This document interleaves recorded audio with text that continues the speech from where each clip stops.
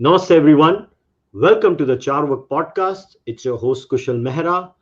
My guest today is Dr. Vikram Sampath. Dr. Sampath is the author of four acclaimed books: Splendors of Royal Mysore, The Untold Story of the Wadayars. My Name is Gauhar Khan, The Life and Times of a Musician. By the way, you know the same thing was picked up and made into a movie too. If you guys don't know, I'm just letting you know.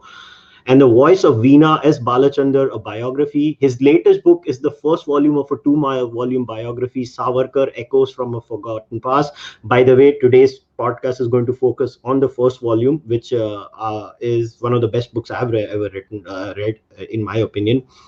Vikram was awarded the Sahitya Academy's first Yuva Puraskar in English Literature and the ARSC International Award for Excellence in Historical Research in New York for his book on Gauhar Khan. Vikram was amongst the four writers and artists to be selected as a writer in residence at Rashtrapati Bhavan in 2015. Vikram has a doctorate in history and music from the University of Queensland, Australia, and is a senior research fellow at the Nehru Memorial Museum and Library in New Delhi. He's also an Aspen Global Leadership Fellow and an Eisenhower Fellow. He is a trained Carnatic vocalist, by the way. That's very interesting. He has established the Archive of Indian Music, India's first digital sound archive for vintage recordings, and is the founder director of the Bengaluru Literature Festival, Indic Thoughts Festival, and the Z Group's Earth, a Culture Fest. So, without further ado, Vikram, thanks a lot for coming on the podcast. Thank you, Kushal. Very good evening, and it's such a pleasure to be on your podcast. I've been catching up with so many of your earlier episodes, and it's a pity that thanks to my tardiness, I've come on your show so late, and I apologize right at the outset for that. No. And I'm saying this. I told this to you offline. I think when I read your book, like I told you this offline, and I have to say this on the record too. When I was starting the book, and when I reached chapter 2, I could not control myself. I have to mail this guy right away. What a book! And I remember writing that email to you, and I'm like, man, I've just finished 2 chapters. It's an amazing book, and let me say this for a fact that it is one of the finest books I have read. So, Vikram, let's start with this. My first question, and I always ask this question to every book author and a writer. So, why did you decide to take Savarkar as a project up? And that too, your project is not a one book; it is a 2-volume project, right? So, why Savarkar? So, what were you going through? What was going on in your head when you decided, okay, let me write a 2-volume book series on Savarkar? To be honest, actually, Kushal, I was hoping for a 3-volume biography and not limited to 2. And initially it was 3.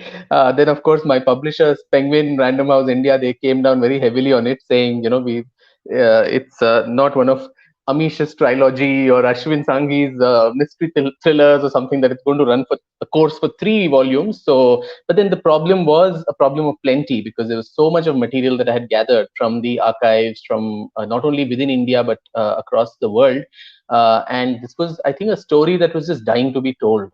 And I've mentioned it in other fora, as well as in the book itself, that the last biography that was written of Savarkar was way back in the 1960s, when he was still alive, and by this man called Dhananjay Keer, who was one of his close associates. So obviously he was also relying on his own subject to get material for his book. So it's to be very honest and with due respect, it's largely hagiographical, and every page almost extols Savarkar to be a real superhuman kind of a figure. So be that as it may, at least it collates the entire, the fabric of his life, the narrative that is put together in that book. But then from the 1960s till 2019, when this book came out, it really astonishes me. It also saddens me that a person who is so important in contemporary Indian politics, who, as the progenitor of this new political philosophy of Hindutva, which is in the ascendant in the country, in various levels at the states, in the center, and among people, and who has so many opponents, and whose name gets invoked, almost in every election rally. You have the BJP going to town in Maharashtra elections, saying we'll give Bharat Ratna to Savarkar as a part of the manifesto. Someone else says something else. There's Congress governments in Rajasthan, Chhattisgarh, who remove his name from the textbooks. Then all kinds of circus that keeps happening around his name. There are defamation suits that Ranjit Savarkar, his grandnephew, then files. And so this keeps playing out in the news all the time. And the side effect is, I get invited to these raucous news debates, which I have stopped going to because there's no point.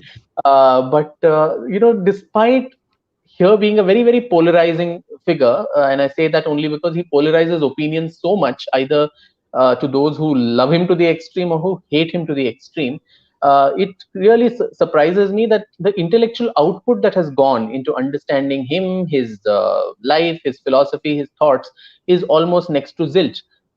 Even sadly among his proponents, though they've really not bothered to kind of read through what he's said, because I understand the difficulty. One is a lot of it is in Marathi, his original writings, and the number of there's a Savarkar Samagra Vangmay which runs to about 10 volumes, 6,000, 7,000 pages of literature on a wide range of topics, and he was so many things in his long and stormy life: a poet, a playwright, a statesman, an ideologue, a journalist, all of that. So to even understand, assimilate, and then try to kind of condense all of that and distill all of his views is not an easy task.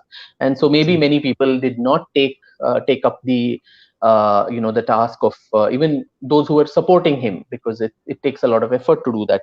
So I think that is what always, my earlier characters too have been those who are either maligned or who are misunderstood or forgotten. Whether it was Gohar Jan or Balachandar or anybody, the Vodayars of Mysore. So here was a man who, of course, the I mentioned it several times and in the book too, that the trigger was the great Mr. Manishankar Iyer, who created this entire fracas about calling him a traitor and throwing away the plaque that Atalji's government had installed in Port Blair at the Kalapani where he was incarcerated.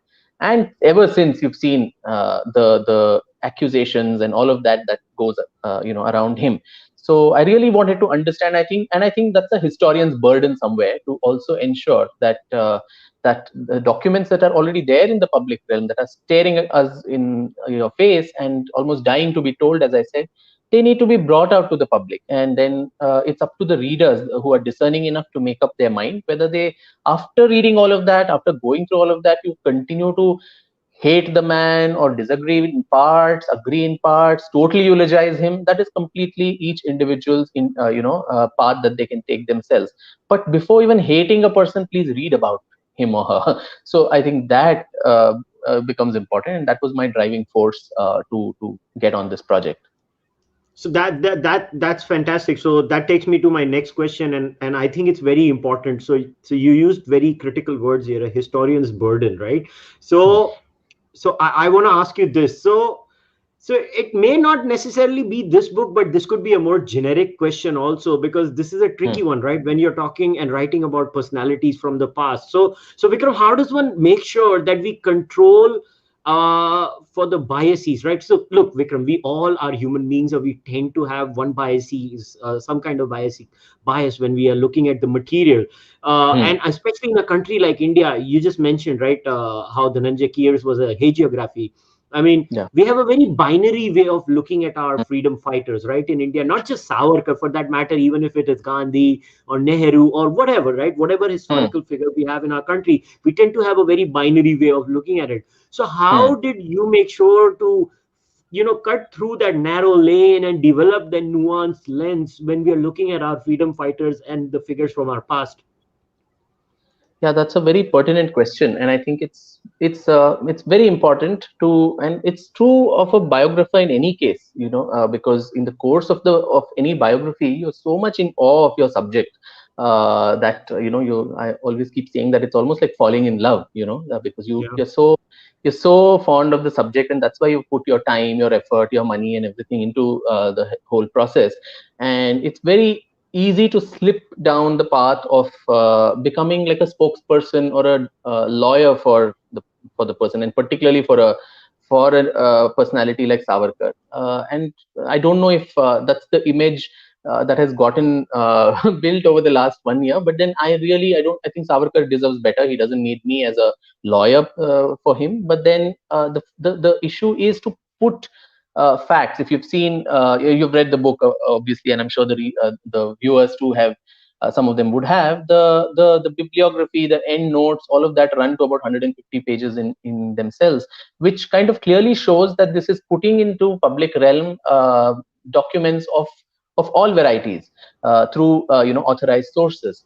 So it's really not just talking about one person's view. I'm also trying to recreate the times in which he lived and what could have driven him to take certain decisions or do certain things that he did. So it's I think therefore a very comprehensive view of the times, the political situation, the socio-cultural atmosphere, all of that which goes to make Savarkar what he did, what he became. So I think that is one way of in which I personally tried my level best to ensure that there's also a critical understanding of him, where especially now while I'm working through volume 2, I'm also seeing that there are a number of issues on which I don't agree with him. And honestly, a historian is not a judge or an arbiter where I don't need to sit and give him certificates of this or that. And so there are, so while penning the narrative down, some of those the analysis of what could have been done better and could have the situation could have been handled much better, all that also comes into picture. Like even in the, I think, volume 1, I have been critical of him in several instances about some of his views, which I thought were too ahead of their times, and he was probably being too foolhardy in trying to imagine that Indian society is open for the kind of reform, for the kind of changes, in such a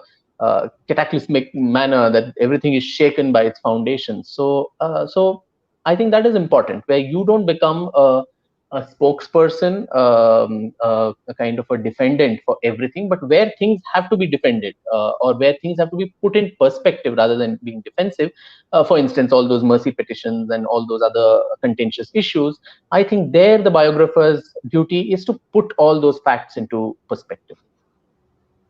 So let's break this now into three parts. Today's discussion. I do want to address the mercy petition part, but I want to keep that in the end of the podcast, because that is, because before the mercy petition, I think we can't do justice to the mercy petition angle until and unless we don't talk about the horrors which you have narrated quite deeply and quite extensively in the middle chapters of the book, right, where you address the horrors Savarkar faced in Andaman, in the jail itself. And I think the major part of this book is about his life in the jail, and then just when he came out of the jail, just after that, till that period. So so for the listeners and the viewers, could you just give us a brief introduction or a sneak peek into the horror Savarkar faced in while he was in jail? Because we never understand the mercy petition angle until we don't understand the horrors Savarkar faced in the jail, right?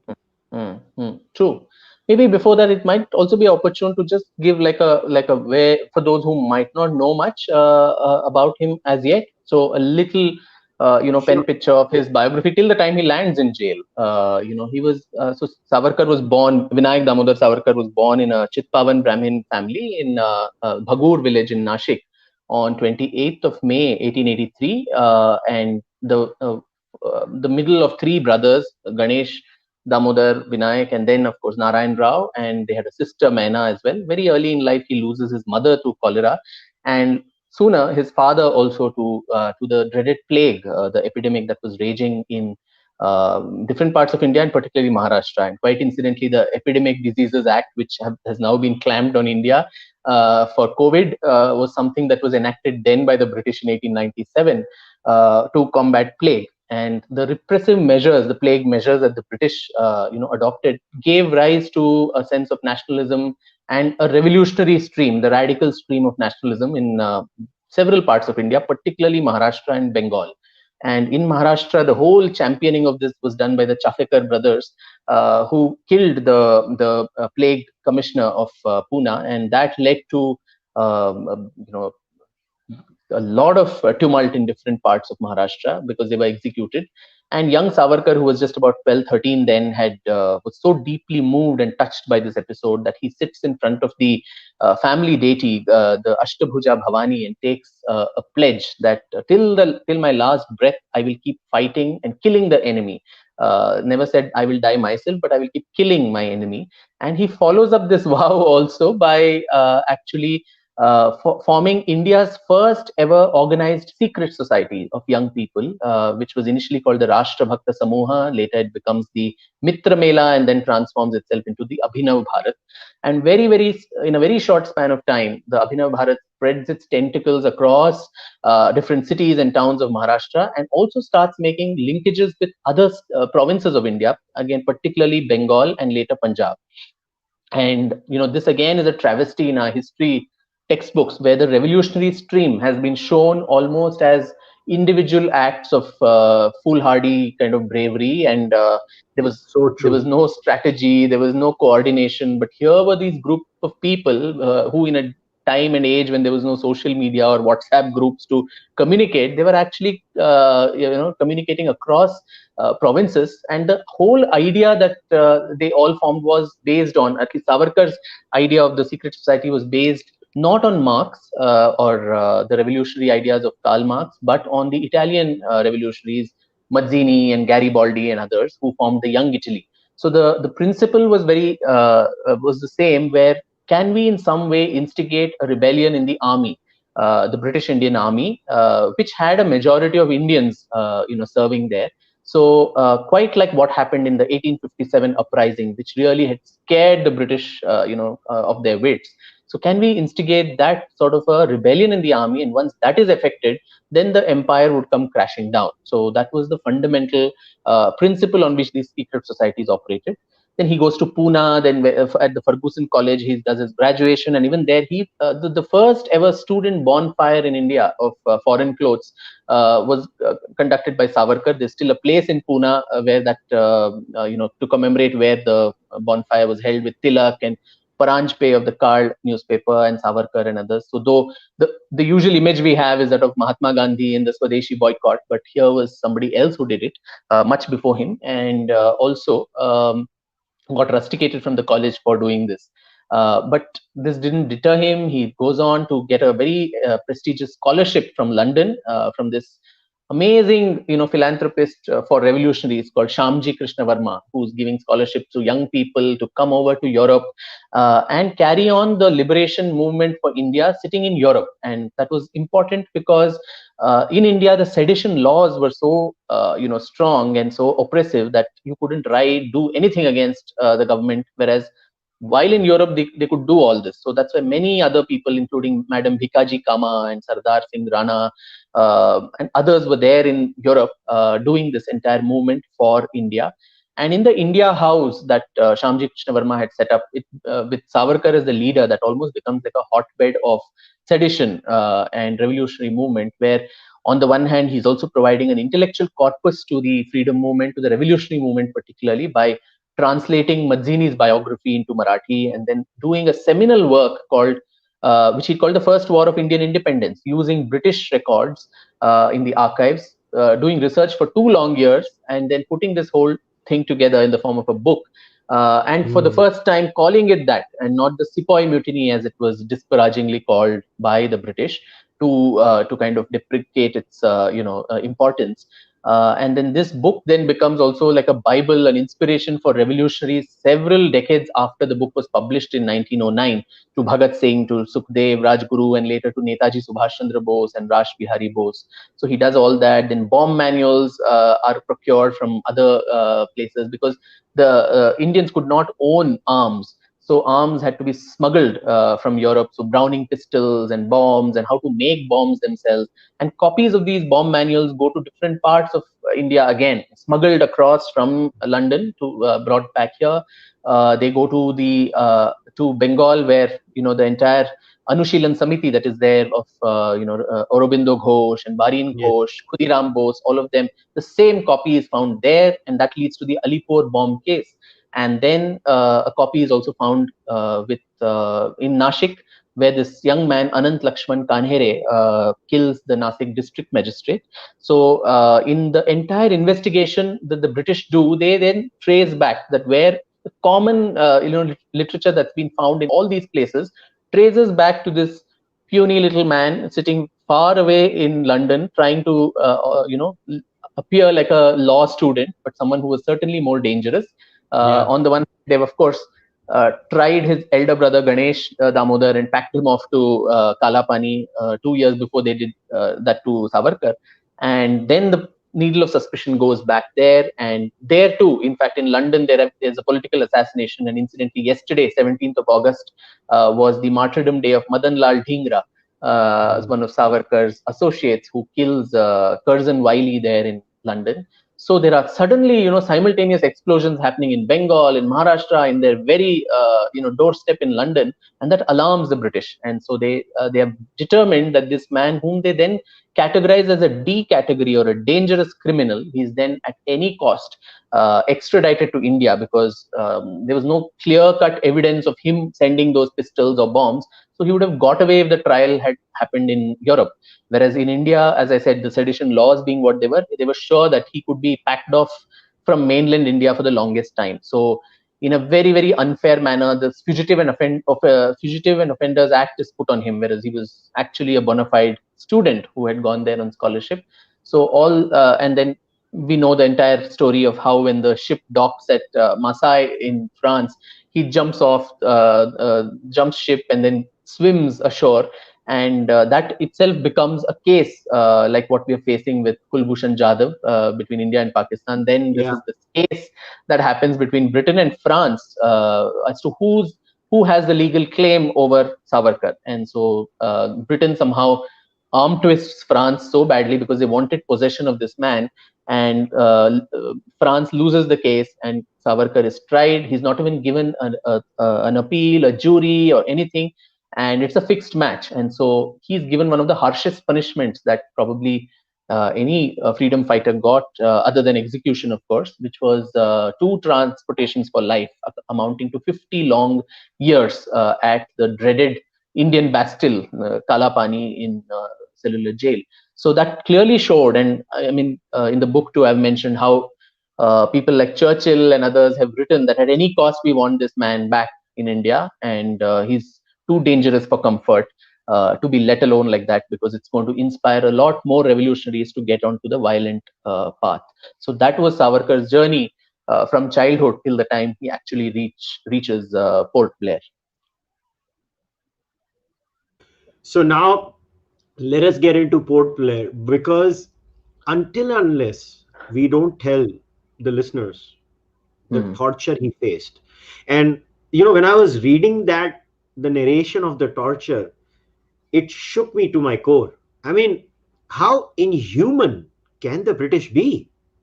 This is we talk about the barbarian nature of people in the medieval times, or the times before. We talk about the barbarian nature of the religious zealots, and we've had, but this is the so-called modern enlightened British Raj that is coming. And the way they were treating this human being, obviously I don't want you to narrate everything because it's too gory to even narrate. Like, when I was reading it, I won't lie that मेरे मन में मैंने गालियां नहीं दी. Like, it was a natural reaction कि मतलब सीधा वो बड़ी वाली गाली निकलती थी कि what the hell were you guys doing? I mean, एक इंसान के साथ क्या कर रहे हो आप? So just so that people get an idea of what that man went through in jail, could you give us a few examples of that? Yeah, sure. Yeah, it's very, very, it's a saddening thing that I need to do, but I think it's a duty and responsibility, because I keep saying that we are such an ungrateful nation. Forget the fact that we, even listen to these tortures. We've conveniently forgotten that the names also. There were more than 100, political prisoners who were lodged there in cellular jail, from Maharashtra, largely from Bengal, and some from Punjab. And interestingly, none of the Congress workers were ever sent to the cellular jail. It was only the revolutionaries who had to bear the maximum kind of punishment, and that was the maximum anyone could ever get. And I think, retrospectively, when I see the freedom struggle, there was almost like a hierarchy of punishment that the British were giving. So if the worst was, of course, execution, the second worst, and probably worse than execution, because there at least you're gone in a jiffy. But to live through torture was to be sent to Kalapani. And then, of course, there were other intermediate things like Mandalay in Burma and other places. They were sending them to Eden and all those places. And then you had the next rung of, the stately jails, whether it was Aga Khan Palace or the Naini jail. And I will not get into who were the inmates there, but, that strata of jails. And then some who never went to jail at all, notably, members of the Muslim League and people like Mr. Jinnah and others. So there were a hierarchy of people who were actually part of the freedom struggle drama that was going on for so long in India. Coming to Port Blair and the Kalapani, it was almost 12 years that this man suffered incarceration there, and not only for him but for all the others. I mean, even the basic human needs that one expects were not provided to them, and like good food or clean drinking water or medical facility if you fall ill. The food was usually basi khana, and in that there would be pieces of reptiles and all kinds of things that would be there. And eating that, most often all the prisoners would end up with diarrhea. And there was only fixed timings when one could actually go to the toilet, which you couldn't go as you pleased. And with diarrhea, if you felt the need to visit several times, then the only option was that most of them had to defecate in their cells, and to sit and stand and sleep and eat amidst that squalor. It was, I think, I don't know, it's just too terrible to even recount. And disgusting. Yeah. And today, in lockdown, with all our comforts, we find it so difficult to live in isolation, though we are in comfort of our homes with families and all of that. But here, right from the time he went in, Savarkar was put in for several months, six months continuous in solitary confinement, and where the only human contact was that his cell. Even if those who go to the cellular jail, they would see that his cell opened up to the gallows, so he would see prisoners screaming and shouting and being led to their execution. So in all ways, try to break the spirit of the man. He was a great poet, but then none of the prisoners were ever given pen and paper to write, and so he would write verses of almost 6,000 lines of poetry, Kamala, Saptarashi, etc. from Marathi, which he would inscribe on the walls of the cell. And to spite him, this jailer, that inhuman Barry, would come and whitewash the walls in front of his eyes. Little did he know that this man had such an elephantine memory that he would memorize all of that, come out of jail, and then actually get those poems published. Then you had this terrible torture of kolhu kabel, where the oil grinding machine, where instead of the bullock, the freedom fighter would be put to one end of the machine, and all day in the blazing heat of Port Blair, they go round and round, and then extract about 30 pounds of oil. And at the end of the day, that would be measured, and if it did not match up, then you were whiplashed, you were not given food to eat. And even while you were doing that entire chore, you would perspire so much, you would want water. Even water would, the basic thing that while you're doing such physical work, you need water. Even that was not provided to them. Water to take a clean bath, it was not provided. Most of them would have leeches and skin rashes and all of that. And the gunny sacks that they had to gunny sack clothes that they had to wear would lead to further skin diseases and all that. And fetters that were put, standing fetters, crossbars, where you're put in a standing position for weeks and days on end. This was the kind of torture that most of the prisoners they faced, and that's why I also recount not only, Savarkar's own accounts from his book Maji Janmathe, or My Transportation for Life, but also Ulaskar Dutt and Bareen Ghosh and others who were there, their accounts to have listed, where they're all unanimous in the kind of most inhuman, most intolerable tortures that they were given. And that's why several others, like Indu Bhushan Roy, this young man, commits suicide. Ulaskar Dutt himself goes senile, and there was in fact there was a new asylum that the British had created in Port Blair, at this place called Hado Island, because so many people were losing their sanity, and they would actually prefer death to this living hell. So even now when one just goes to the cellular jail and there's that light and sound show, which is not great shakes anyway, but even whatever it is, if one listens to that and also just kind of walk through those ramparts of the cellular jail, you're left so deeply disturbed, and you're left disturbed, as I said, for two reasons. One is, of course, the sufferings that these our ancestors faced to ensure that you and I breathe freely today in India. Yeah. The Yes. second part, which is more terrible, is that we have forgotten them. We don't even know their names. The cellular jail should have been like along with Jallianwala Bagh and all these places, should have been places of pilgrimage in free India, and Absolutely. every history class should have had field trips to these places to actually let children soak into what it has led them to enjoy the way they are today, and what all sacrifices have gone behind this hard won freedom. So it's very, very sad that that has not happened. We don't even remember the names of those hundreds of people. There's a plaque there which lists the names of all these people. Most people don't even stand there to spend enough time to read each and every name and mentally just say a word of thanks and gratitude to these souls who suffered for our cause. So I think that becomes very, very, very distressing of how ungrateful we are as a nation, and how wonderfully we forget our own history, and so nicely we can be manipulated to believe anything else. And So true. So before I go into the next part, I have to ask this.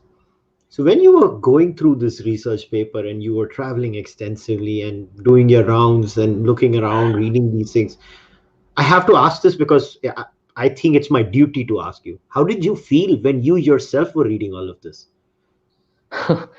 yeah, I think it was deeply, deeply emotional. And I remember going to Port Blair, particularly Port Blair, and and coming back to the hotel room, and I really needed to compose myself, and for no rhyme or reason, or for a rhyme or reason, I actually broke down, and I just couldn't even have my dinner that night.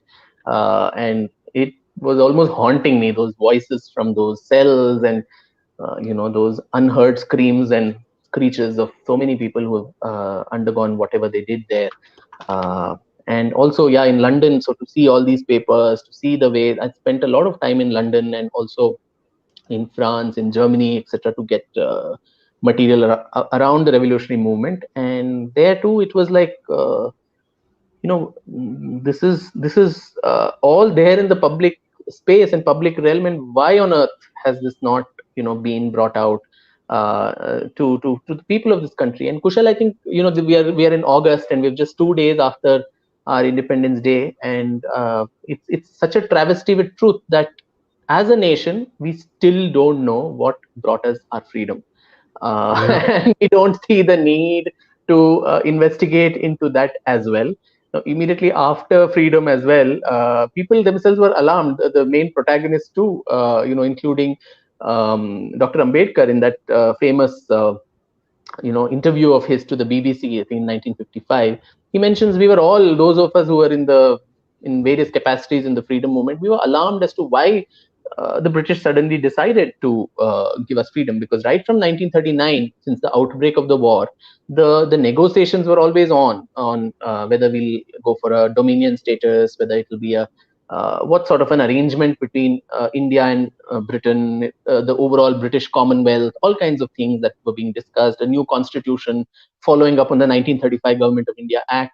So all this was being discussed, but suddenly, and the Quit India movement too had tapered off by 43. By 44, Gandhi had already issued public statements saying he had no more interest in embracing the British or doing any civil disobedience to, and that he and the Congress would actually support the British efforts in the war. So there was nothing, things had actually come back to status quo. So what on earth Yes. shook the British to take this the big leap? And so Ambedkar himself prophesizes that this was because of the Indian National Army that Netaji Subhash Chandra Bose and Rash Bihari Bose had strove so hard to build. And the Royal Indian mutiny the naval mutiny in the Navy, in the Air Force, in the Army units in Jabalpur, in Madras, the Navy in Bombay, all of these really, really shook the British from their slumber. That there were 2.5 million Indian soldiers in the British Indian Army during the time of independence, and they were controlled by British overlords who were just about 40,000, who were European, and British. So if 2.5 million of them go in a rebellion against these 40,000, there was no way in hell that they could be controlled.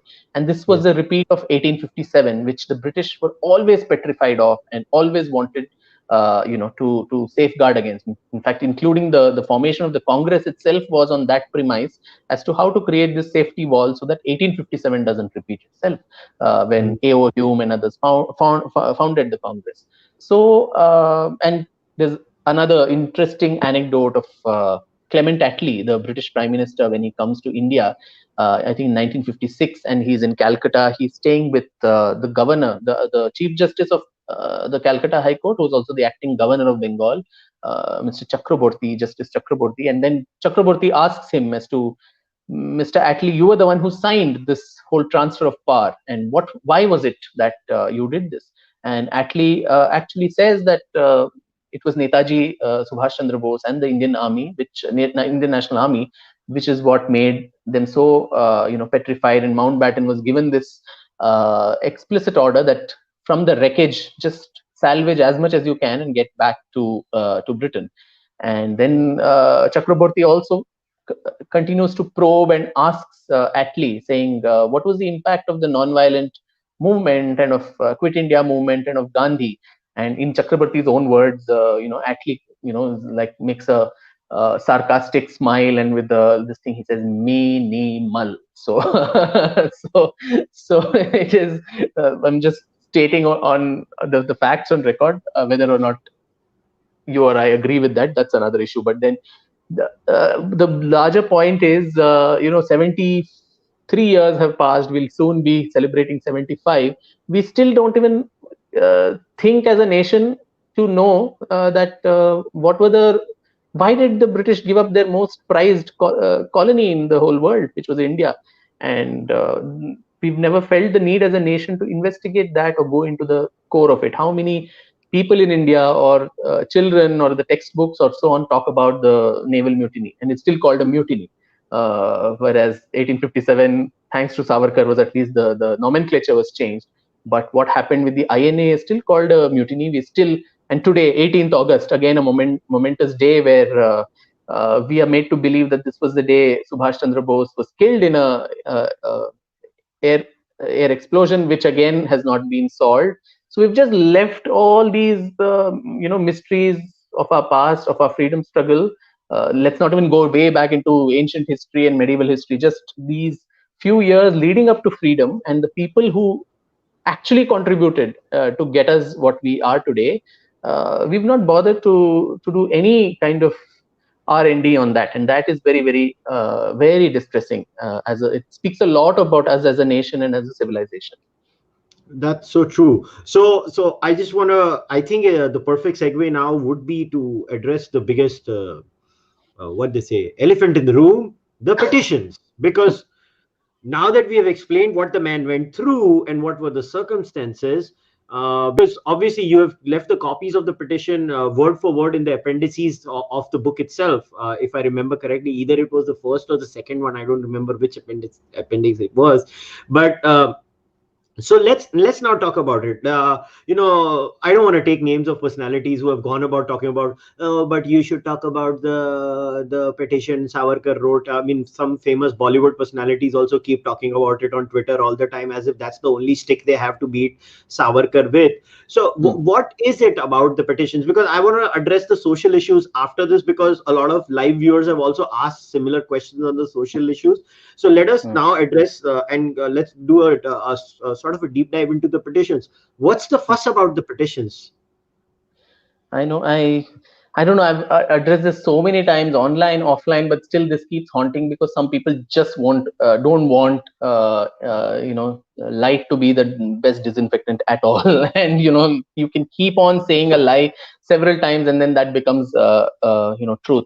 So the whole fuss. First of all, I don't even call it a mercy petition. It is just a petition, because it was not a mercy. If you see the actual text of the petitions too, he never apologizes for anything. But then in all through, like a good lawyer, he's arguing his case, and it was a very normal procedure that was made available for everybody. Not only, it was not some special right that was given only to Savarkar. It was available to political prisoners in India and also all of Britain's colonies.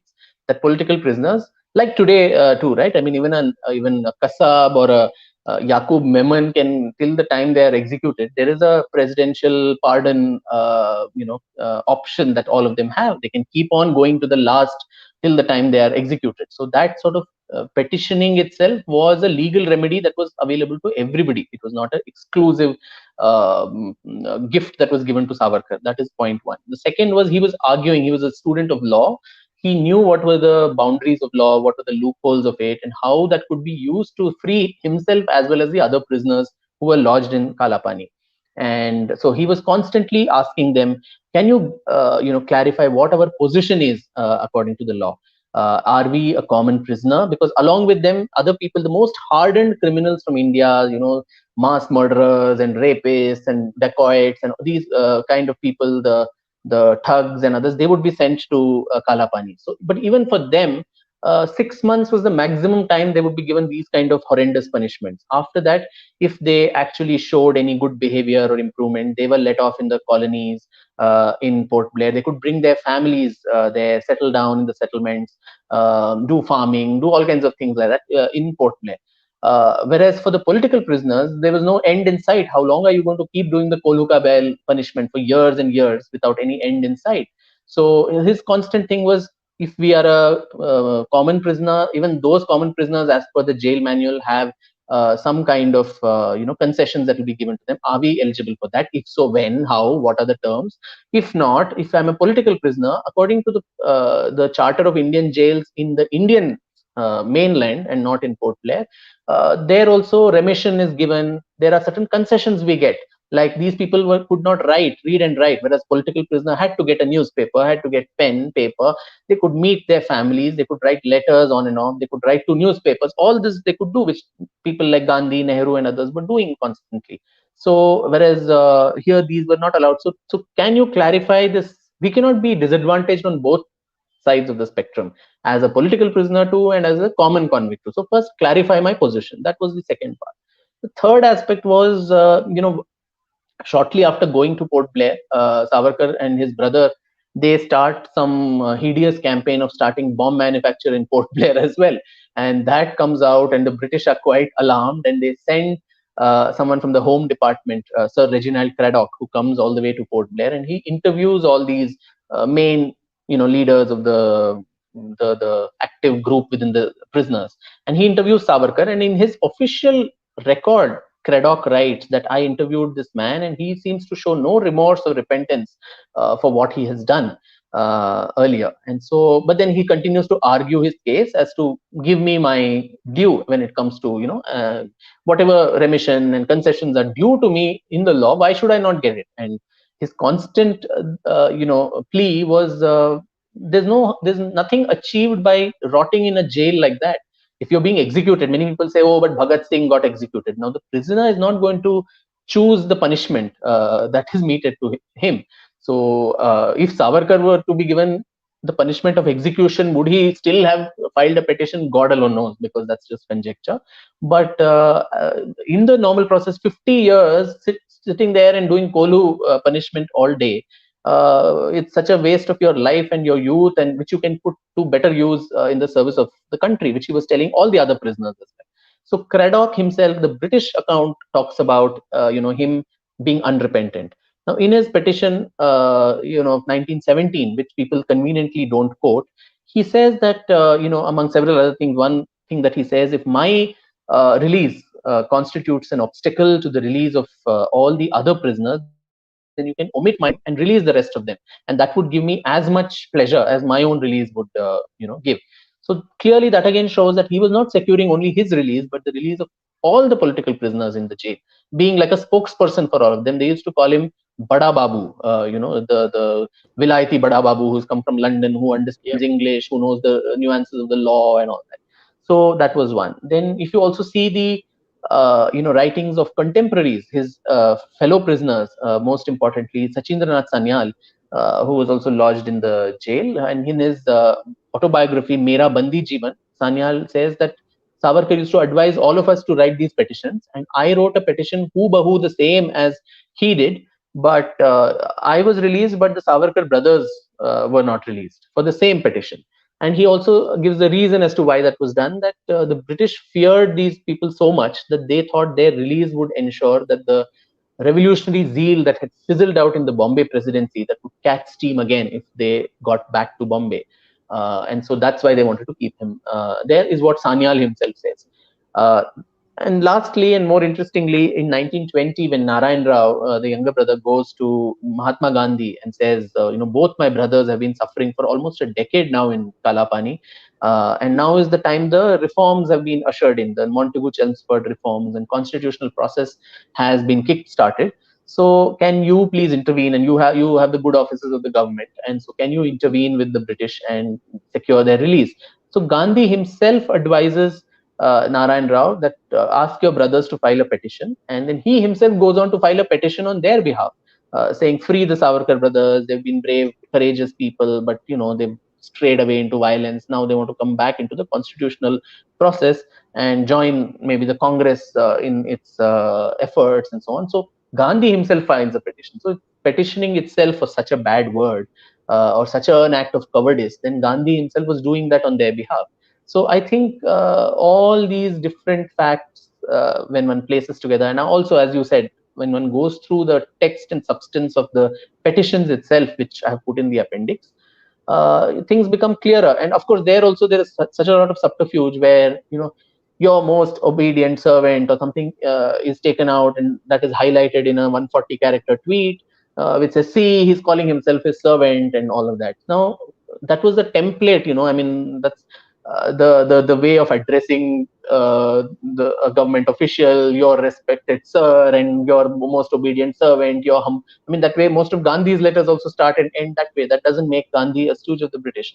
So these kind of things need to be seen with a little more nuance, and not with the the zeal of that Twitter yodhas usually have, because I think history is a little more complicated than 140 characters.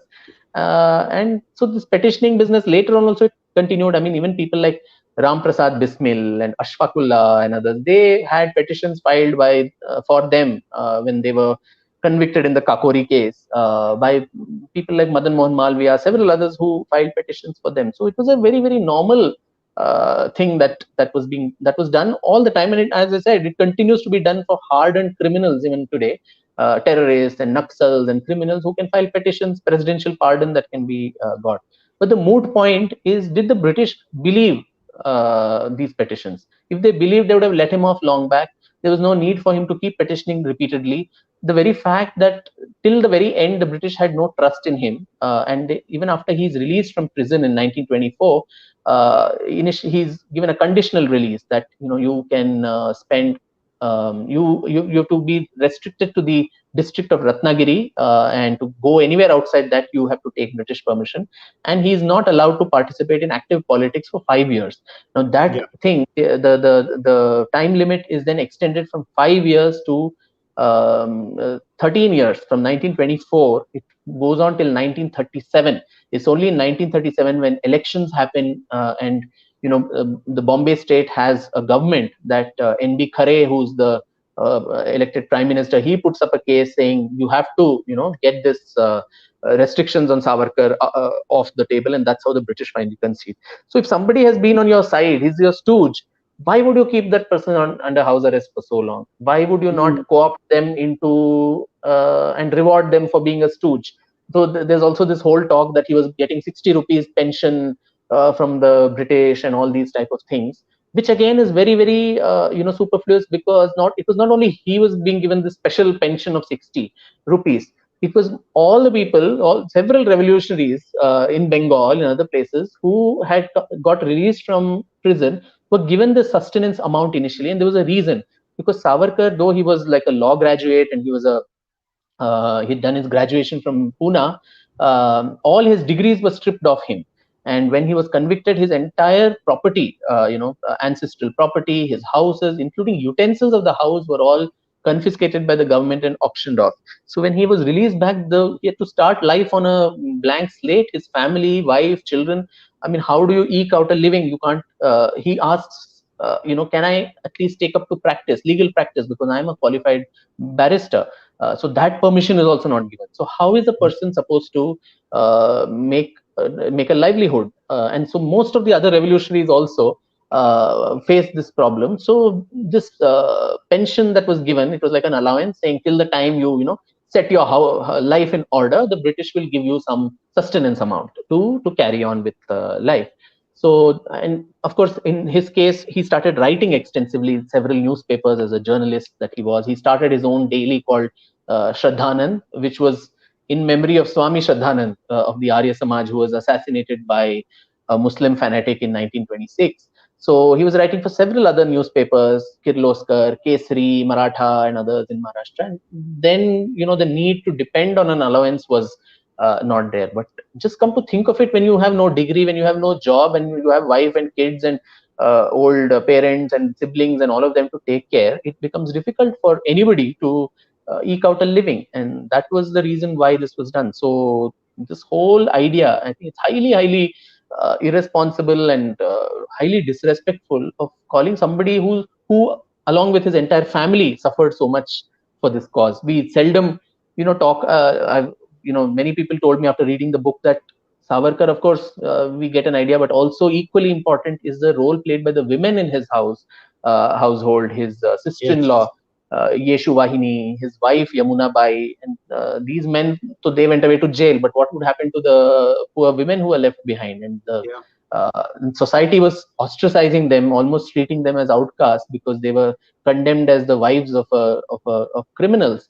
And even if they got into a horse cart, people would walk away, and they were that kind of social untouchability that they had to face. And so it was left to another woman, Madam Bhikaji Kama, who was in France. She used to send money from there to the Savarkar ladies to ensure that they got some money to sustain themselves. So to somebody and to an entire family who suffered so much, to just sit, and twiddle your thumb on a keypad and then say, oh, he was a traitor, he was a stooge, he got pension, without even getting into the facts and details, I think that is being utterly stupid and moronic.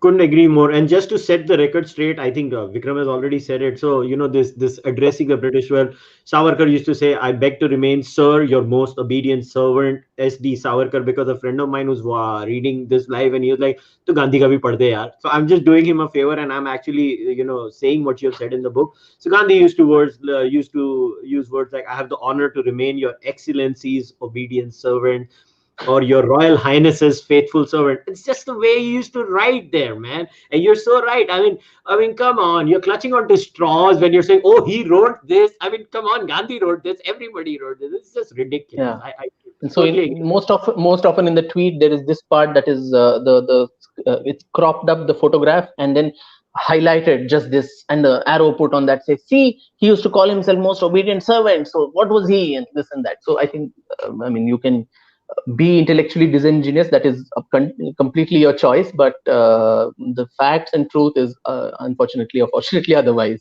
So Yeah. So I have so many questions from the live viewers too, Vikram. So just one last question, and then I'll take all the questions from the sure. live viewers because we owe that to them. So just one last question, because I can't let you go by without talking about the one thing that I was so fascinated by: Savarkar's views on caste and cow. Oh That God. man had strong views about both things. I mean, if there ever was a quintessential practical man, he was like, abolish caste. Basically, he was like, this thing makes no sense, man. Just throw the best was that incident you told me. Everybody would tell me we should not travel in the seas, and Savarkar would just look at them. What? Not travel in the seas? I'm going to Mm. travel in the seas. I think it's needed. I'm going to go. He was a practical man. So, can Yeah. you talk about that side of Savarkar? Yeah. Yeah, true. And, that raises Haeckel's, even now, some of the issues that he spoke about. And so one can imagine how it would have been in the 1920s and 30s when orthodoxy was at its peak. So his whole idea, the conception of Hindutva that he did in jail, largely as an answer to the Khilafat movement that was happening in India at that time, spearheaded by Gandhi, was also to define Hindu-ness and Hindu-ness or Indian-ness being synonymous with each other, not by the boundaries of religion or theology, but as a cultural, a national kind of an identity marker for people. And in as a that was a theory that he propounded, but putting it into practice in the laboratory that Ratnagiri became in 13 years that he was in house arrest there. I mean, stupendous amount of social reforms, which I cover in the volume 2, where he's talking about these fetters that hold Hindu society together. Vedokta Bandi, Vyavasai Bandi, Shuddhi Bandi, Beti Bandi, all those different things where intercaste dining, intercaste marriage, with the first cafe where people of all castes are sitting together and eating in a time and place where even among the Brahmins of Maharashtra, the Deshasthas and the Chitpavan, the Konkanasthas would not sit together and eat because they thought one was more purer than the other. So here you're talking about all castes sitting together and eating Sahbhojan. And the first ever temple in India called the Patit Pavan Mandir in 1931, which is thrown open to people of all castes and communities. And someone who actively supported the initial temple entry campaigns that Dr. Ambedkar, the Mahad Satyagraha and all of that Ambedkar ran. So, who was, both Ambedkar and Savarkar, their views on caste, almost like, nihilists who stood for a dismantlement of the entire caste system and the Varnashram system. And so Savarkar also, I think I quote him in the book where I say, even in the Bhagavad Gita, it says Krishna supposed to have said that the Chatur Varnas have come from me, no doubt, but they are based on gunas, the qualities, and not necessarily hereditary. So we are all born Shudra, and then we elevate, across the chain of consciousness that it was. It was not a caste that was appropriated by birth. So a Brahmin son could be as Shudraik in his nature and quality, and vice versa. So I said, and there's nothing Sanatan about the caste system, because if Sanatan is anything that is immutable, which doesn't change, whereas here, if those four Varnas are then mutating themselves into so many of jatis and upajatis and subcastes and all of that, that itself shows, and you have a fifth Varna of the untouchables. So how is it that this is Sanatan? Sanatan is something like, which is the sun rises in the east is a axiomatic statement that doesn't change, and that is Sanatan.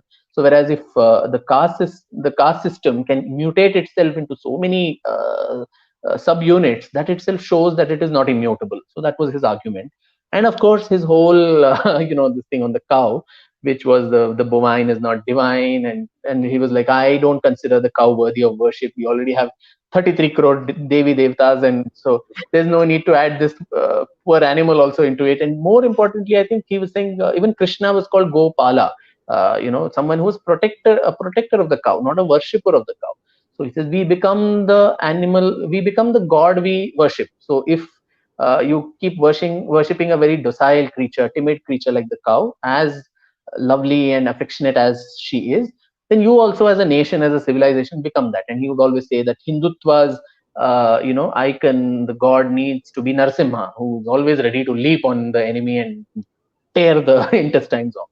So, and then he also quotes, I think, episodes from history where the cow was usually used as a shield by invading armies, particularly the Islamist forces, who knew that the Hindu opponent would not strike back when they saw the a battery of cows standing in front of them.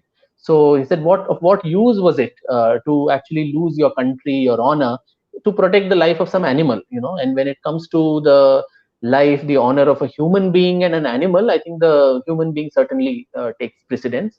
And he further says that if you're hell-bent on worshipping it, please go ahead, put a sari on it and take it and put it in your puja ghar also. I have no problem, but keep it as a private affair in your house.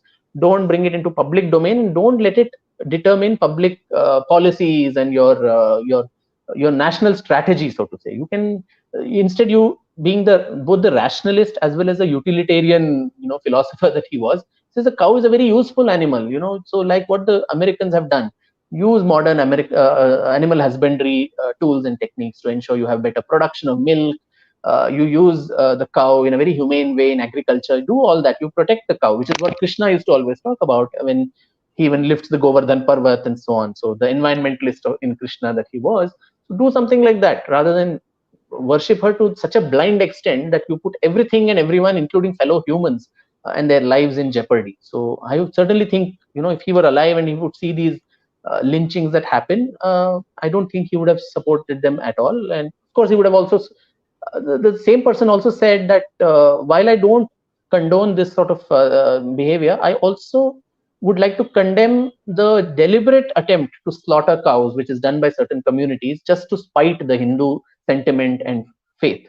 So there needs to be a balance between the two. I think that's what he was saying. So obviously, Kushal, these are things which are so contentious even now in 2020. So in 1925, if you're talking that, later, even when he becomes the president of the All India Hindu Mahasabha in 1937, so many of his public rallies used to be shouted upon. There would be stones would be thrown at him and all of that by two sets of people. One was, of course, the Congress, which were his political rivals. The other was, the Ahinsavadi Gandhi followers throwing stones.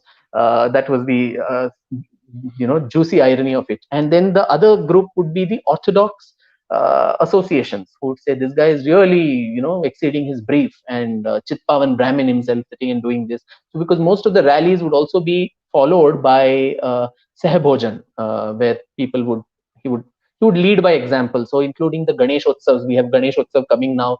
So he would have an untouchable Ganapati, which would be consecrated, with in the Maharvadas where the Mahars lived or the Bhangis lived, and everybody had to celebrate that festival together. So can unity among the Hindu community be attained without eschewing our Hindu-ness, without eschewing our Hindu identity? You celebrate to say, I think it was the opposite of what say Periyar did, saying cut off the sacred threads of everybody, so everybody becomes non-Hindu. Wash away that symbol of oppression. Whereas Savarkar would say, I will give the sacred thread to everybody. It's no one person's, jurisdiction. Nowhere in whichever Veda it says that only the Brahmins have to wear the sacred thread. So he would conduct mass upanayans of everybody and give the upadesh of the Gayatri mantra to everyone. So once everybody gets it, then there is no discrimination that way also. So you can either be a very destructive approach of breaking things, or you can also get everyone together. So which is what he did in his Ganeshotsavs of untouchable Ganapati. Go personally to the Maharvadas, do this, what is happening now with Swachh Bharat Abhiyan, get those places cleaned, ask them to sing with them, dance with them, get them onto these things, and then get the minds to meet. And the other very important factor that he would always talk about, and I think which is important, is normal narrative that we have today is it's like a pyramid, a hierarchy where there was one upper caste or a Brahmin oppressing the non-Brahmin or whatever. So, but then the facts are otherwise. That and he lists that in several places, that the hierarchy is there right down to the lowest caste. So it's not as if it's only one super caste which is sitting right at some top oppressing everybody who's coming. But then the Bhangi in Maharashtra was the lowest, the scavenger caste, which was the lowest in the pecking order. He or she would be oppressed by the immediate upper caste, which was the Mahars. So, in fact, in his letters to Dr. Ambedkar, he says, can we start doing that at the lowest strata, the Mahars start allowing the Bhangis to their temples, start allowing them to use water from their wells, which they were not. So the Mahars were as equally culpable of inflicting caste oppression and discrimination on the ones who were below them in the food chain. So can we start cleaning up bottoms up rather than top down, and then ensure that everything, the entire funnel is then clean? So he writes several such letters to Ambedkar saying, can that be a social project? We can, because you're a Mahar leader, so in your community, can Mahar temples be open to those subcastes which are below your community, which sadly goes unanswered, and no action gets taken. So, and then this narrative of everything being a top-down approach, I think that is also not too correct. It's ironical. And before I start taking the questions, I just want to make a comment. And my good friend Abhinav Prakash, he always says this. He tells me that Kushal, if there ever was a progressive movement in India, it is Hindutva. That is the only progressive movement in India that actually tackles the serious problems in Hindu society and literally grabs it by the neck and shakes it to its very core and says, enough is enough, change this. And when you listen to Savarkar's views, whether it's on caste, whether it's on even consumption of meat, like he is like, "Arey yaar, tagde bano." I mean, basically, he was like, he was a practical man. He's like, meat khao, tagde bano. I'm not saying you are supposed to eat meat. We live in the 21st century now. We have many protein options now. I'm not saying that. But the man was such a visionary for his time. He's like, यार practical बनो life में, तुम लोग इन चीजों को पकड़ के बैठो, मैं शिपने में नहीं बैठूंगा, मैं ये नहीं करूंगा, I'm not gonna do this, I'm not. He's like, do you realize everybody basically whoops your ass because of that? He's such a visionary. I mean, so let's start taking a few questions. I think just one addition to that. I think, I mean, along with Savarkar, the other person who actually, when you spoke about meat and so on, it just came to my mind. And this coming from a hardcore vegetarian here. But then, the Dr. Munje, B.S. Munje, who was also the president of the Hindu Mahasabha. So both Savarkar and he were all the time talking about militarization and, that more and more Hindus need to join the Indian army for two reasons. One is, of course, get trained in arms and make yourself tagda, as you said, and also ensure that this imbalance that was there in the Indian army was composed largely of Muslims, and that's one reason why the viceroy was also being partial towards Jinnah, especially in the 1940s, because that was where the body supply was coming in terms of the soldiers. So if more and more Hindus join the army, one is they can be used for defection to the INA, which is what happened eventually. And secondly, once the British leave the scene, if there is a case of a civil war of the two communities, then the Hindus should not be at a disadvantage where they're not physically strong. They've been so decapacitated by this whole non-violent movement that they're just going to become sitting ducks for Islamist invasions. So, and yet again, you leave the British and then you have a caliph, taking over the country. That would be a worse situation. So that was the whole idea of ensuring that you're militarized. And Munje himself was, I think, a Deshastha Brahmin, and then he would say that all of you should eat meat. Hindus should eat meat and get strong and join the army. There should be compulsory military training in all schools and so on. So yeah, as I said, I'm a huge animal rights lover and a vegetarian myself. So I don't think that was the best way in terms of eating meat. Is not something that I hope gets propagated, that, oh, Savarkar and Munje said that, so from tomorrow let us all do it. That's not what we are trying to propagate. But then the idea being larger, that the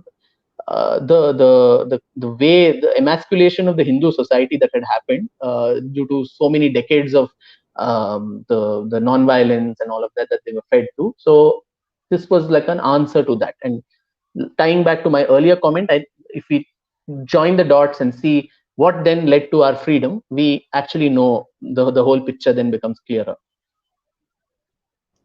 Couldn't agree more. So I'm just going to take a few questions. I think a lot of it has been answered. So Shantanu has said, how relevant are Savarkar's views on topics from pages 426 to 436 in today's India? I think he's talking about your book. He's read your book. And the Hindu unity on page 30, while he had an argument with a sadhu when he was just of the age 14. And then Aditya says, Savarkar's courageous project like Patit Pavan Mandir, which you were talking about, was quite a hope to dilute caste-based animosity. So why couldn't others replicate this project? So why do you think they could replicate this project? And they were all doing it in their own ways. I think Ambedkar, so in terms of views, Ambedkar and Savarkar, I say, came very close to each other. But somehow the two men, though Savarkar made so many entreaties to Ambedkar to meet and so on, somehow I think Ambedkar always preferred to stay away. They though they came from the same state. And that is where I would also say that, Gandhi was also a very good strategist in terms of he understood the pulse of Indian society, and he knew that these are dogmas and traditions that have come down for centuries, and they're just not going to go away in a jiffy like that by building a temple here, a temple there. It has to be a very slow process of reform, which he advocated. So Ambedkar and Savarkar were more of nihilists who kind of stood for a breakdown of the entire system and then rebuild the mansion.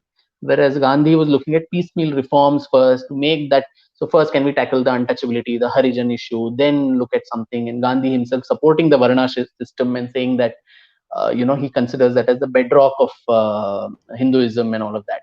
So, and then the way he uses religion in politics, because he knew that religion cannot be separated from people's minds, particularly in a society like India. So whether it was invoking the Khilafat for the Muslims, or all these invocations to Ram Raja, or the bhajans and Vaishnava Janto and all of that, and getting to himself also this saintly aura, kind of makes it more palatable to the Indians. To, even today you have a religious guru who would probably draw lakhs and lakhs and lakhs of followers, much more than, say, a rational scientist who will sit and give a speech on how this is all superstition, right?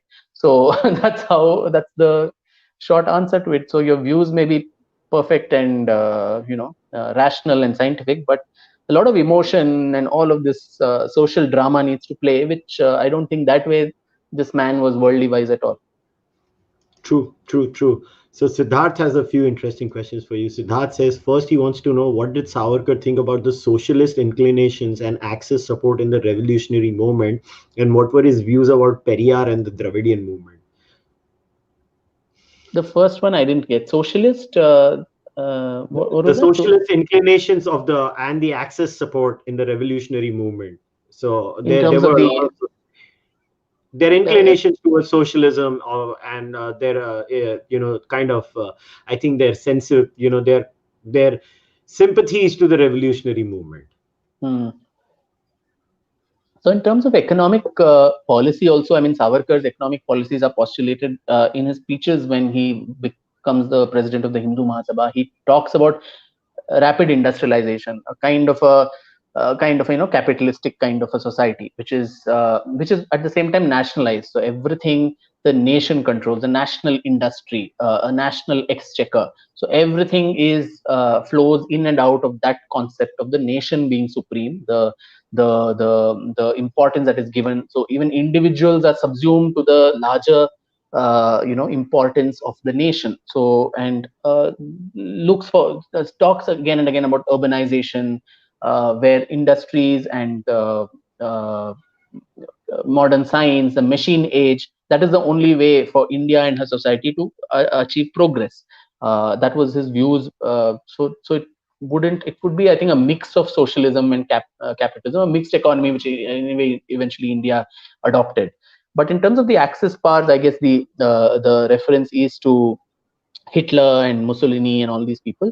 So I think initially, truth be told, a lot of including when Munje goes to the Round Table Conference in, I think, 1931 or so, I forget the date. He stops over and also makes a trip to Italy and meets Mussolini, and then understands the way, not only in Italy but in France, in other places, Germany, and all over Europe, how militarization and military training is imparted in schools through cadet corps and cadet organizations, and actually writes a lot in his private papers and diaries, saying, he talks about how this could be implemented in the RSS, in which he had a very important role to play. Munje, along with Hedgewar, and in fact Savarkar's elder brother Ganesh Damodar or Baba Rao, were among the founding members of the RSS. And Hedgewar was very devoted to Munje, Dr. Hedgewar, and so can so this fascist this inclination for the fascist model of militarization was certainly there in those early years of Hindutva. And I think even later on, I mean, before the outbreak of the war, in Savarkar's speeches too, he says we should not be bogged down by all these isms here and there, Nazism, fascism, Bolshevism, and all these isms, or democracy. We are going to support the British because they are fighting for the cause of democracy against Nazism. It doesn't matter to us as long as it is convenient for us to win freedom. We need to support anybody who is going to support us. So it because Churchill is as dangerous to India as Hitler would be, if at all Hitler takes over India, is what he said in his speeches. So let's not get emotional about these political philosophies, which mean nothing as long as we are a slave nation. So use dushman ka dushman dost. So whoever is your enemy's enemy is your friend, and if somebody is willing to help you, then you have to use that. But once the horrors of the Holocaust and the Nazi gas chambers and all that started coming out, the Hindu Mahasabha leaders were among the earliest to kind of condemn the gross violations that had happened and the human rights violations that had happened. So initially, yeah, if it's a model that inspires and attracts, and you want to replicate a similar, strong military for the reasons I mentioned as to why they were looking for militarization, it was not just to for the sake of it, but also to ensure that once the British leave, if there is a specter of a civil war, then how does the Hindu society stand up to it? So for that extent, the training and the military training was something that they propounded. But it is said that in June 1940, when Netaji Subhash Chandra Bose met Savarkar, and they had a long discussion, and it is recorded in the memoirs of Savarkar. Netaji, of course, doesn't mention this, that it was he who inspired him to leave India, because by then Netaji was also at the head of the forward bloc, and really trying to get civil disobedience in order when the Congress was actually dithering and thinking whether or not to have it. The Quit India came much later. So he inspires him to leave the country and join forces with Rash Bihari Bose, who was someone who was in touch with Savarkar for a long time, and then form this army and also go and meet the Axis powers, where he meets Hitler and Mussolini and others, and forms this caucus against the Allied forces, particularly Britain, to ensure that India is liberated. So the end result, what is it for India that we can get out of it? It doesn't matter whether whom you support, etc., etc. But of course, individual acts of human rights violation or barbarism, that needs to be condemned. Yeah. So, and what? I don't know what were his views on Periyar and that entire Dravidian movement, or did he have any views at all? Or yeah, I don't think so. He had a lot of views. Even I don't remember him reading a lot on that. So one more interesting question has been asked. So, do you have any ideas about the British collaborators infiltrating the freedom movement and becoming beneficiaries in the transfer of power post independence? Do you have any ideas on that? Or we can. I mean, if you don't want to answer that, it's fine. You can leave it to some other day. But I know what is being asked to be told. So I will not fall for the bait. And I think yeah. the very fact that the questioner knows the story is just trying to get it out from my mouth, and I shall not fall to such baits. We know who are the collaborators. We know what they benefited, or even, as I said, the hierarchy of punishment that was given. Who got more luxurious surroundings to stay and write letters to daughter, father, mother, etc., etc. So that itself gives away a lot. Yeah, so this is actually I think three questions are interconnected, so I'm gonna connect them together. So obviously Jyotsna has written a comment, and she says, why do the youth fall so easily for the demonization of Savarkar while uncritically accepting Gandhi and Nehru's as heroes? That's more of a comment than and how do we correct it? But and there's a follow-up which is very interesting. Ame asked, can you discuss Savarkar's relationship with the Congress and Ambedkar's view of Savarkar? So, because these people are interconnected, right? They're all Congress se nikle, Congress se aaye, in, out. See, everything used to stem out of the Congress pretty much in India, right? Everything. And then they would be like, so what do you think? Why do we have this mishmash in this country when it happens to these things? So to Jyotsna's question, I think, why do the youth take up so easily? Because they've never been given the truth, right? I mean, you can't blame them that they have not been told the truth in as many ways and words and so on, which is one of the reasons why we are doing this podcast, I think, so that more young people can actually know, and the reason why I continue to do my research and continue to write another volume on this man, so that as I said, the truth comes out, the records are out there, and then people can make an informed, guided opinion, saying, which side of the spectrum do they stand, and it need not be taking sides. There can be some aspects of Gandhi you can admire, there can be some aspects of Savarkar you can, adopt, and then it's like a combination of several things. Everyone who's pro Savarkar need not be an anti Gandhi, and vice versa. So I think, because we are not actual protagonists who are in the play per se, we are now having the luxury of retrospection and seeing things from the comfort of 73 years. So we can take that view for sure.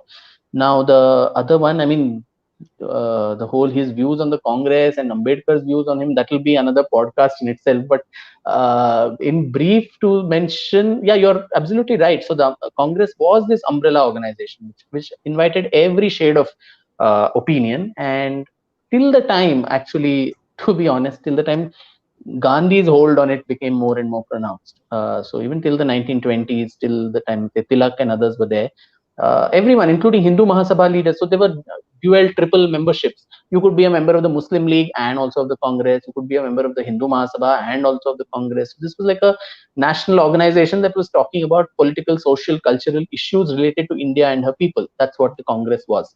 But I think once Gandhi's hold on it and the small coterie that he started building around him, a lot of people started getting uncomfortable and started leaving, including people like Motilal Nehru and others who formed their own Swaraj party. So several offshoots that started coming out of the Congress as early as the 1923-24, where they were people were quite alarmed when the one movement that the Congress actually did, which was at the brink of success, was the non-cooperation movement, and the way it was discontinued while it was at its peak just because some incident happened at Chauri Chaura. I think that riled a lot of people and said we really built it up. Then the civil disobedience movement in the 1930, where the somersault that happened with the Gandhi Irwin Pact a year later, everyone, including Nehru, writes in his memoirs that was this the reason for which we as a nation struggled so much and so many people went to jail and suffered all the tortures. I mean, you're now sitting and dining with the viceroy and then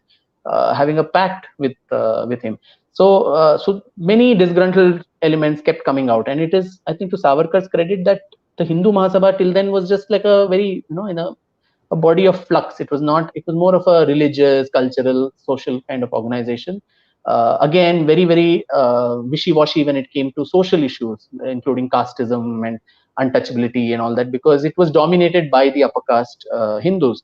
So obviously they would not want, or the landed gentry. So just like the Muslim League, which had the landed gentry at its helm and as its patrons. So land reforms, or any kind of things, social reforms were not something that the Hindu Mahasabha actively propounded till then. The very credit of building this as a national party of reckoning, in the triumvirate. So Congress, Muslim League, and Hindu Mahasabha coming as one among these three. That credit of that goes to Savarkar in the just 5 years that he served as president. So when he was released, also, I mean, from Ratnagiri, the constant appeal to him was to join the Congress. So even during his release in Bombay, there is a function that is organized, and everyone from Nehru to Subhash Chandra Bose to M.N. Roy, the Communist Party leader, and Rajaji and others read out. There are citations from all of them saying you're such a brave man, a patriot. We're so happy to welcome you into the national fold. And they were all hoping that he would join the Congress. And he makes a very telling statement that I'd rather be in the last line of the courageous patriots than be in the first line of traitors.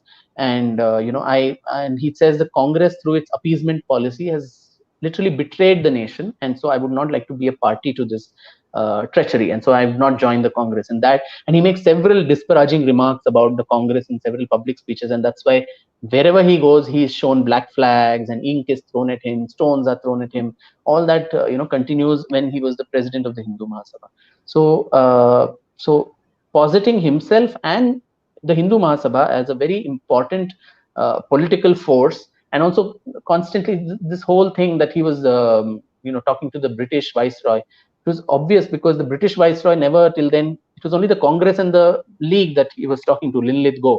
So it was Savarkar who opened those channels with the British, saying we are willing to let Hindus join the Indian army in big numbers, provided you consider us as one of the key spokespersons of the Hindu side. And so obviously the Hindu population is the largest in the country. So the British were quite happy that you're getting another force which is going to give you a lot of people to the army, and also using them in their typical divide and rule as a bulwark against the Congress, which was claiming to be the sole representative of Hindus, Muslims, depressed class, everything, in one go. So they were looking at options to hedge their bets, and that's how the Hindu Mahasabha also entered in some way, in the negotiations at the viceroy's table. So that, I think, credit of making it a very vibrant party, which was also winning elections, local elections, and all of that, and having a strategy, having annual sessions where manifestos were made, their plan of action for the next year was done. That was something that this man managed to do. All right, so I guess we can't take this Ambedkar question on because that's just too long. And I agree with you. And even there was a sub question that was Savarkar active in politics after the British left. I think there is no. I think he was never inactive in politics, to be very honest. Even when he was in jail, pretty much. I mean, he was trying his best to stay active in this freedom struggle as much as he could. But one question I think we have to address before we wrap things up is, which Apurva has asked, and I think it is again the biggest grouse against Savarkar, right? That was Savarkar anti-Muslim? If he was, can we contextualize this to that time, given the politics of the Muslim League, and in the 21st century, dispassionately concede that such views are irrelevant and thus to be rejected? So, how True. would you answer that? True. So, I mean, these labels that we have, it's contemporary labels, Islamophobia and all these things. I think it's difficult to put that and look at it retrospectively and force fit it to a situation of that time. And so, I usually say if people think that Savarkar was a Muslim hater, they really need to read what Dr. Ambedkar has written on Islam and also about Muslims, particularly in his book Pakistan and the Thoughts on Partition, where he says Islam is a closed corporation, and its benefits are only for their followers. The allegiance of a Muslim is not to the country of domicile, but to the larger ummah, the brotherhood. And then, being an Indian and a Muslim, these are really, they cannot reconcile itself, because the allegiance is always to some other country, and Darul Islam, Darul Harb, the two domains that the Muslim theology divides the world into. So these are Ambedkar's thoughts. So they were all operating in that context, but then I think and that's where one looks at Savarkar too, and not from today's thing saying anti this or anti that, because that was the prevailing mood of the time, and particularly in the run up to partition, this becomes all the more pronounced. And but then what is more important is one looks at his speeches again as the president of the Hindu Mahasabha, where he says this behemoth that is created out of the so-called Hindu Rashtra, that is going to gobble up all religious minorities and so on. So he says very clearly that his conception of a free Hindu Rashtra is one whose constitution doesn't make any discrimination among people on the basis of religion, caste, community, creed, gender, etc., where everybody is equal in the eyes of the law. The majority does not get any extra concessions by virtue of being a majority, and similarly, the minority will not get any extra privileges by being a minority. He says our non-Hindu brethren, even if they have a ghost of suspicion in their minds that their religious, cultural, or linguistic freedoms or views would be tampered or would be infringed upon, they need not have such a fear at all, because the state would ensure that these are enshrined for everybody, and if any attempt is made to infringe upon that, the state will intervene to ensure that that is taken away.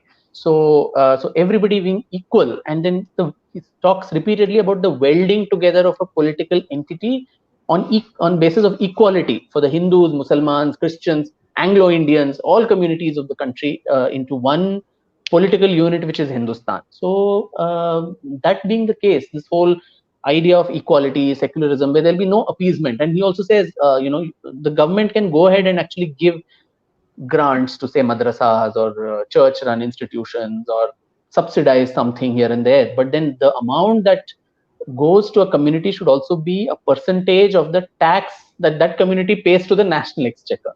So if you are helping the country and its economy, as a return, you get some benefits for your community. But if you are a burden on the society and on the rest of the country, then just subsidizing you does not make for any utilitarian move for the government.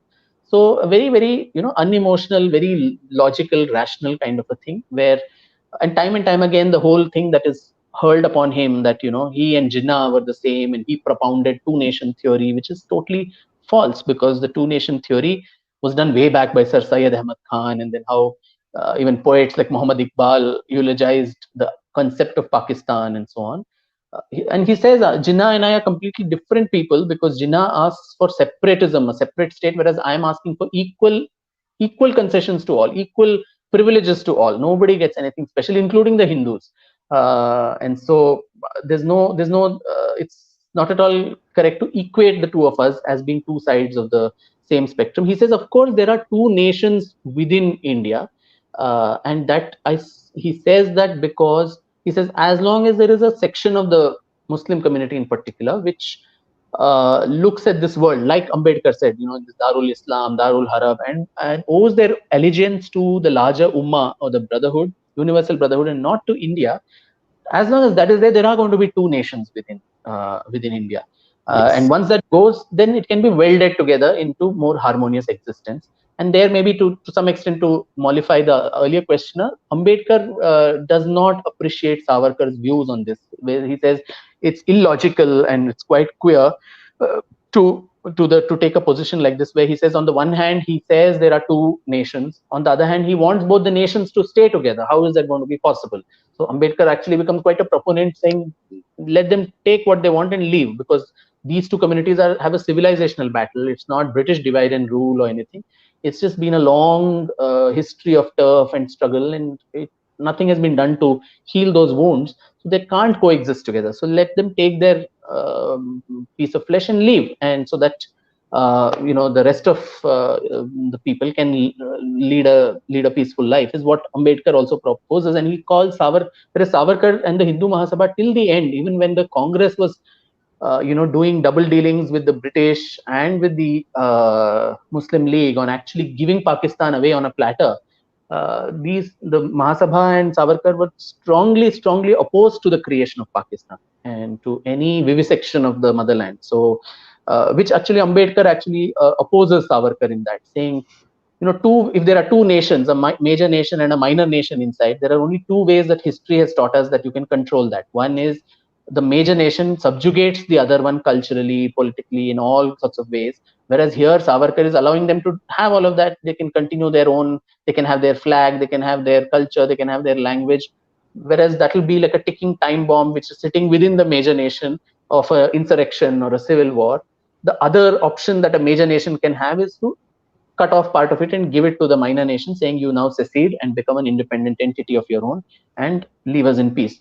So that, according to Ambedkar, was a better view, and that's why he criticized, Savarkar for pressing on pressing on against partition, despite acknowledging that there were these conceptually two nations within India. There's no merit in then continuing to live like that.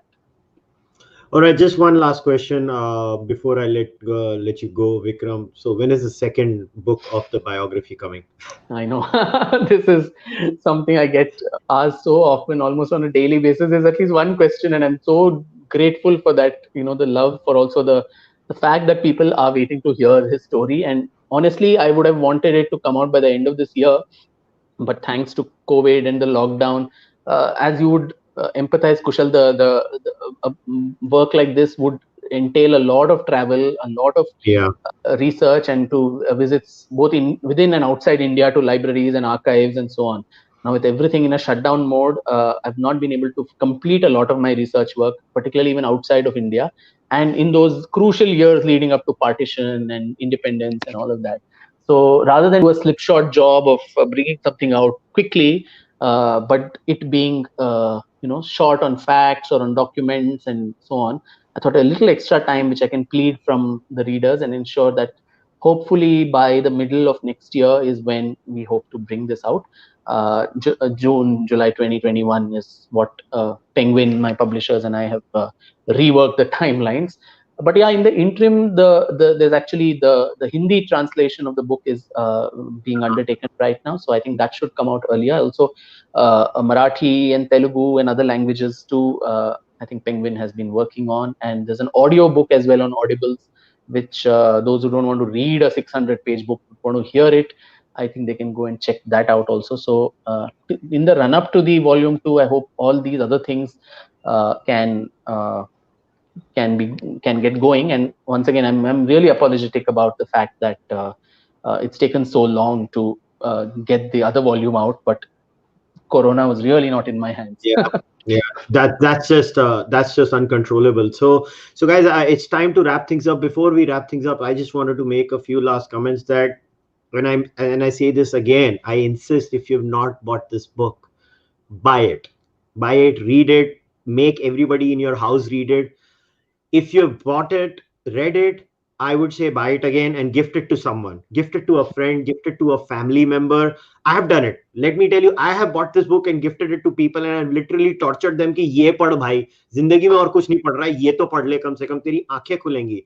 And look, I'll not hide my views. I've never been anti-Gandhi. I have always been a person who has found something nice in Gandhi, something nice in Ambedkar, something nice in Savarkar, and something nice in Bose. And I don't I've never been a fan of this quote mining that we do on Twitter. I don't like this idea. I mean, if you're really a scholar, then do a meta-analysis like Vikram did. Vikram basically went into the archives and did a meta-analysis and pointed it out. And that's how you should do it.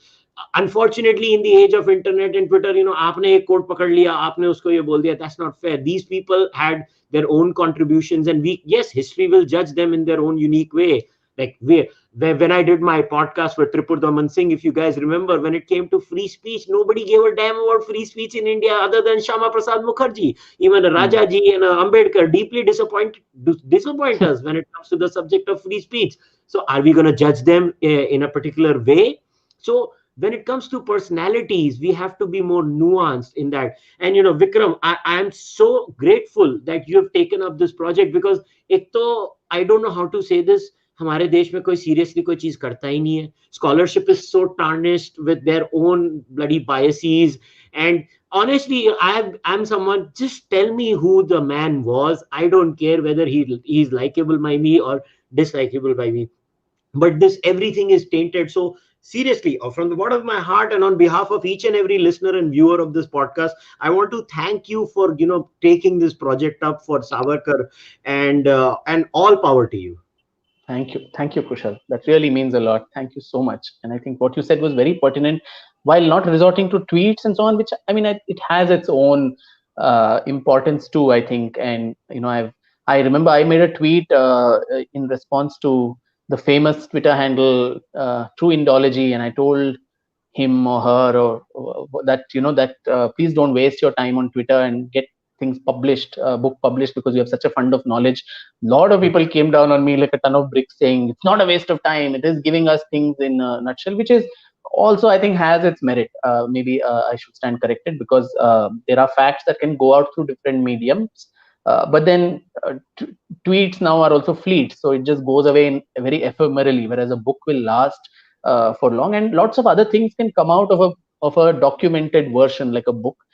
Maybe portions of this book could be culled out into blogs which people can write. So yesterday, as I said, it was Madan Lal Dhingra's Martyrdom Day. So someone could just write a blog on that and put it on Twitter, use the social media that way, but based on a lot more facts. Okay, for some people, quick fakes, 2 minute ka Maggie, that also has its value. Where quickly you want to see a thread which has all the talking points, which probably helps even the people who appear on those noisy news debates where you're given half a second to say yes or no. So that way, maybe it serves its purpose. But in the larger run, for a national narrative, for a lasting sort of a legacy that one could say, I think books, through blogs, through comic strips, through now web series and a host of other things that one could see, films, dramas, and all kinds of things that could be done out of the base is a book, and that needs to be there in place, and out of that many things can then come out. But yeah, sadly they all expect even the author to be doing all that, which then becomes very tough, saying, I can't, boss, I can do research, I can write a book, I can't produce a movie, I can't act, I can't dance, I can't do all of that. So that becomes very difficult to expect the author, the historian, to be doing all of that. So I think there are different people who can take up different aspects of this and ensure that the message reaches out. It is and as Jyotsna has said, the youth of today will then not be so easily, brainwashed into thinking what they're thinking right now. I couldn't agree more with you, and this is why I do long form podcasts, because people always tell me, अरे कुशल भैया आप 10 minute में video बना दो, 5 minute में video बना दो. मतलब भैया 600 पेज की बुक है, तुम मुझे कहते हो कि उसका 10 मिनट में मैं निचोड़ निकाल दूं. भैया 600 पेज की बुक पढ़ने को मुझे 4 दिन लगे. उसके बाद मैं ऑथर को बुलाऊंगा, उसको प्रश्न पूछूंगा, तो भाई मेरे को कम से कम 1.5 घंटा 2 घंटा तो दो उसको निकालने को और उसका निचोड़ निकालने को. तुम तो यार मुझे 2 घंटे भी नहीं दे रहे हो. सो this I couldn't agree more with you. So guys, time to wrap things up. If you like what I'm doing over here, look, I try to bring you guys the best possible conversations with the smartest people we have around, and I try to do my job. I ask them the questions that to the best of my ability. And it's a tough job. These are long form conversation. It needs a lot of effort. So if you like what I'm doing over here, please subscribe to the podcast, like the video, share it. If you like what I'm doing at the Cārvāka podcast, please become a member of the YouTube channel. Please become, if you want, you can join the Patreon page. What we are doing on the Patreon page. We're discussing books. We are discussing religious texts on Saturday. So, you can join that and gain some more introspection. If you come to Cārvāka podcast, you only get long form. You don't get short form. You get deep dives. You don't get short dives. So, on that note, I'll leave you guys for today. Until next time, namaste, take care, goodbye.